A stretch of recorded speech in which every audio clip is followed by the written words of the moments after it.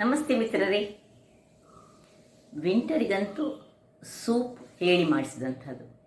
ಯಾರಿಗೆ ಸ್ವಲ್ಪ ಗಂಟಲಲ್ಲಿ ಕೆರೆತ ಉಂಟು ಅಥವಾ ಹೀಗೆಯೇ ನಾವು ಸಂಜೆ ಹೊತ್ತ ಅಥವಾ ಮಧ್ಯಾಹ್ನ ಊಟದ ಮೊದಲ ಒಂದು ಸೂಪ್ ಕುಡಿದ್ರೆ ಬಹಳ ಖುಷಿ ಸಾಕ್ತದೆ ಮತ್ತು ಆರೋಗ್ಯಕ್ಕೆ ಸಹ ಉತ್ತಮ.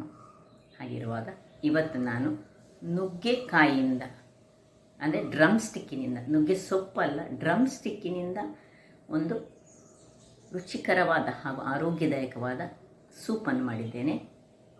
ನೀವು ತುಂಬ ಪ್ರಮಾಣದಲ್ಲಿ ಮಾಡ್ಬೋದು. ನಾನು ಸ್ವಲ್ಪ ಪ್ರಮಾಣದಲ್ಲಿ ಮಾಡಿ ನಿಮಗೆ ಅದು ಹೇಗೆ ಮಾಡುವುದಂತ ತೋರಿಸ್ಕೊಟ್ಟಿದ್ದೇನೆ. ಹಾಗಿರುವಾಗ ಯಾರೆಲ್ಲ ನನ್ನ ಚಾನಲನ್ನು ನೋಡ್ತಿದ್ದೀರಿ, ಯಾರೆಲ್ಲ ಇನ್ನೂ ಸಬ್ಸ್ಕ್ರೈಬ್ ಮಾಡಿಲ್ಲ, ದಯವಿಟ್ಟು ಸಬ್ಸ್ಕ್ರೈಬ್ ಮಾಡಿ ಸಪೋರ್ಟ್ ಮಾಡಿ ಅಂತ ಹೇಳುತ್ತಾ ಬನ್ನಿ ಈ ನುಗ್ಗೆಕಾಯಿಯ ಸೂಪನ್ನು ಹೇಗೆ ಮಾಡುವುದು ಎಂದು ನೋಡೋಣ. ನಮಸ್ತೆ ಮಿತ್ರರೇ. ಇವತ್ತು ಈ ನುಗ್ಗೆಕಾಯಿಯನ್ನು ಬಳಸಿ ನಾವೊಂದು ವಿಂಟರ್ ಸ್ಪೆಷಲ್ ಸೂಪ್ ಮಾಡೋಣ. ಬಹಳ ಆರೋಗ್ಯದಾಯಕವಾದ ಈ ಸೂಪನ್ನು ಈ ವಿಂಟರಲ್ಲಿ ಕುಡಿದ್ರೆ ಯಾರು ಸಹ ಕುಡಿಬೋದು. ಮಕ್ಕಳಿಗೆ ಸಹ ಇದು ಸ್ವಲ್ಪ ಕೊಟ್ಟರೆ ಬಹಳ ಉತ್ತಮ. ನೋಡಿ, ಮೊದಲಿಗೆ ಇದು ಒಂದು 2 ಸಣ್ಣದಿದ್ದರೆ ಅಥವಾ ಎಳತ್ತಿದ್ರೆ ಬಹಳ ಒಳ್ಳೆಯದು.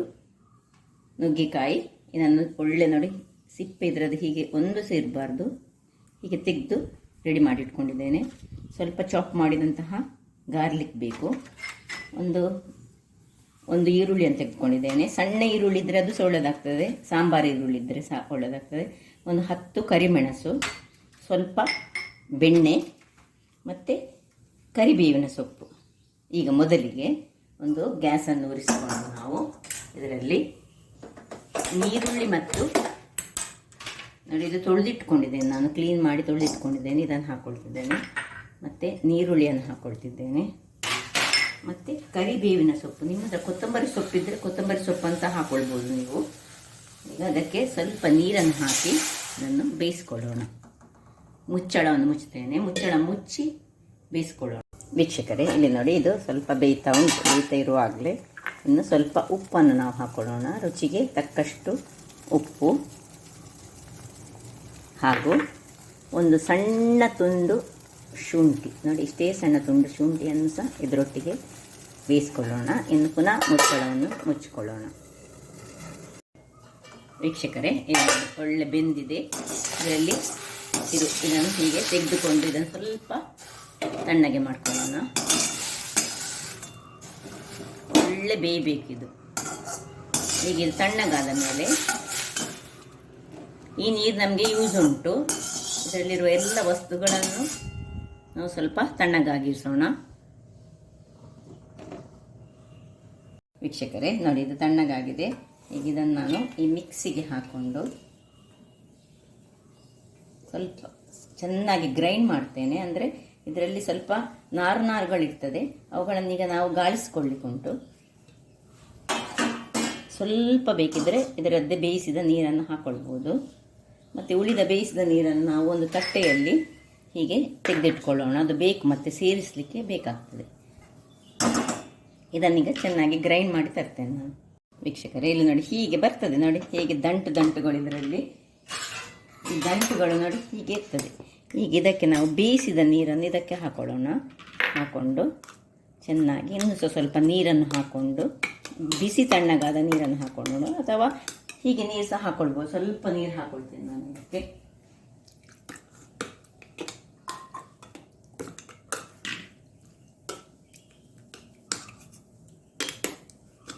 ಈಗ ಇದನ್ನು ಗಾಳಿಸ್ಕೊಳ್ಳೋಣ.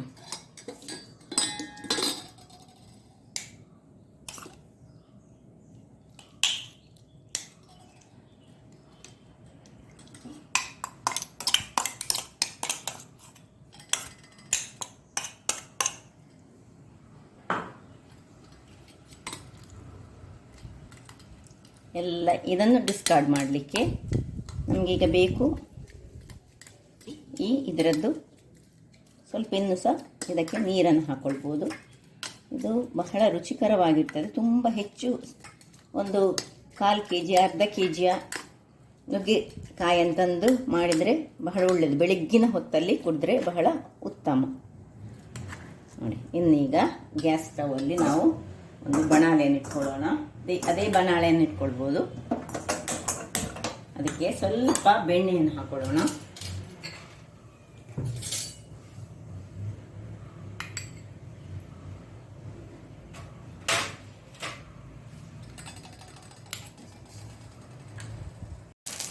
ಇಷ್ಟದು ಬೆಣ್ಣೆ ಸ್ವಲ್ಪ ನೀರಾಗುವಾಗ ಈ ಬೆಳ್ಳುಳ್ಳಿಯನ್ನು ಇದರಲ್ಲಿ ಹಾಕೊಳ್ಳೋಣ. ಬೆಳ್ಳುಳ್ಳಿಯನ್ನು ಹಾಕ್ಕೊಂಡು ಇದನ್ನು ಬೆಣ್ಣೆ ಬೇಕಿದ್ರೆ ಸ್ವಲ್ಪ ಹೆಚ್ಚು ಸಹ ಹಾಕೊಳ್ಬೋದು, ನಿಮ್ಮ ಇಷ್ಟದ್ದು. ಇದು ಸ್ವಲ್ಪ ಬೆಣ್ಣೆಯಲ್ಲಿ ಇದು ಹಾಕುವಾಗ ನಾವು ಈ ಕರಿಮೆಣಸನ್ನು ಸ್ವಲ್ಪ ಕ್ರಷ್ ಮಾಡಿಕೊಳ್ಳೋಣ. ಒಂದು 10 ಕರಿಮೆಣಸು ಸಾಕು. 1 ಲೋಟಕ್ಕೆ ಒಂದು 5-6 ಸಾಕು. 2 ಲೋಟ ಆದರೆ ನೀವು 10 ಬೇಕಾಗ್ತದೆ. ಮತ್ತು ನಿಮ್ಮ ಖಾರಕ್ಕೆ ತಕ್ಕ, ನಿಮಗೆ ಕಡಿಮೆ ಬೇಕಿದ್ರೆ ಕಡಿಮೆ ಹಾಕ್ಕೊಳ್ಬೋದು. ಮಕ್ಕಳಿಗೆ ಕೊಡುವಾಗ 1-2 ಕಾಯಿ ಮೆಣಸಿನ ಇದು ಕರಿಮೆಣಸು ಹಾಕಿದರೆ ಸಾಕಾಗ್ತದೆ.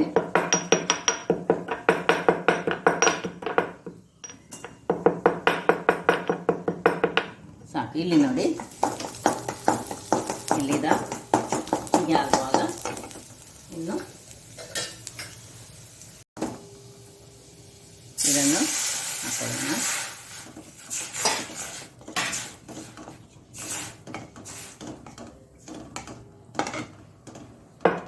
ಇನ್ನು ಈ ಗುದ್ದಿಟ್ಟಂತಹ ಕರಿಮೆಣಸು,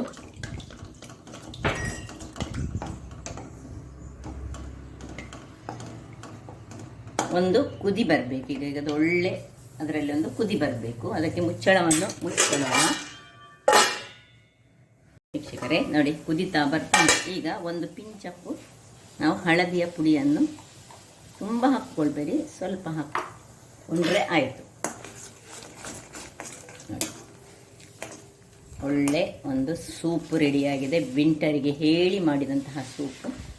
ಇನ್ನು ಒಂದು ಕುದಿಯಾದ ಕೂಡಲೇ ಓಪನ್ನಲ್ಲೇ ಇಟ್ಟು ಒಂದು ಹಳದಿ ಹಾಕಿದ ಮೇಲೆ ಕುದಿ ಬರಿಸೋದು, ಆಫ್ ಮಾಡಿಕೊಳ್ಳೋದು. ಎಷ್ಟು ಸ್ವಲ್ಪ ಮಾಡಿದ್ದೇನೆ ನಾನು. ವೀಕ್ಷಕರೇ, ಈಗ ನೋಡಿ ಸರ್ವಿಂಗ್ ಟೈಮ್. ಸರ್ವ್ ಮಾಡ್ತಿದ್ದೇನೆ. ನೋಡಿ ಏನು ಚೆನ್ನಾಗಿ ಬಂದಿದೆ ನೋಡಿ.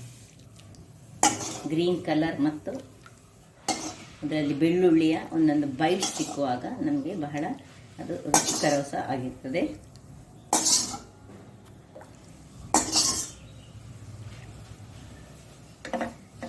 ವೀಕ್ಷಕರೇ, ಇಲ್ಲಿ ನೋಡಿ ರೆಡಿಯಾಗಿದೆ. ಈಗ ಇದರ ಮೇಲೆ ಒಂದು ಚೂರು ಹೀಗೆ ಬೆಣ್ಣೆಯನ್ನು ಬೇಕಿದ್ದರೆ ಹಾಕ್ಕೊಳ್ಬೋದು. ಹಾಕ್ಕೊಂಡು ನಾವು ಏನು ಚೆನ್ನಾಗಿ ಬರ್ತದೆ ಹೇಳಿದರೆ, ಸೂದಿಂಗ್ ಇಫೆಕ್ಟ್ ಕೊಡ್ತದೆ ಅದಕ್ಕೆ. ಬಹಳ ಚೆನ್ನಾಗಿದೆ. ನೋಡಿದ್ರಲ್ಲ ವೀಕ್ಷಕರೇ, ಒಂದು ಹೆಲ್ದಿಯಾದ ವಿಂಟರ್ ಸ್ಪೆಷಲ್ ಇರಲ್ಲ ವೀಕ್ಷಕರೇ, ಒಂದು ವಿಂಟರ್ ಸ್ಪೆಷಲ್ ಸೂಪ್. ಬಹಳ ಗಂಟಲಿಗೆ ಸೂದಿಂಗ್ ಆದ, ಆರೋಗ್ಯಕ್ಕೆ ಉತ್ತಮವಾದ ಈ ಒಂದು ಸೂಪನ್ನು ನೀವು ಮನೆಯಲ್ಲಿ ಮಾಡಿ ಆನಂದಿಸಿ ಅಂತ ಹೇಳುತ್ತಾ, ನನ್ನ ಕುಕಿಂಗ್ ಚಾನಲ್ ನಿಮಗೆ ಇಷ್ಟ ಆದರೆ ಬೋಳೂರು ಸುವರ್ಣ ಚಾನಲನ್ನು ಲೈಕ್ ಮಾಡಿ, ಶೇರ್ ಮಾಡಿ ಹಾಗೂ ಸಬ್ಸ್ಕ್ರೈಬ್ ಮಾಡಿ ಹಾಗೂ ನನ್ನ ಇನ್ಸ್ಟಾಗ್ರಾಮ್ ಪೇಜನ್ನು ಫಾಲೋ ಮಾಡಿ. ಧನ್ಯವಾದಗಳು.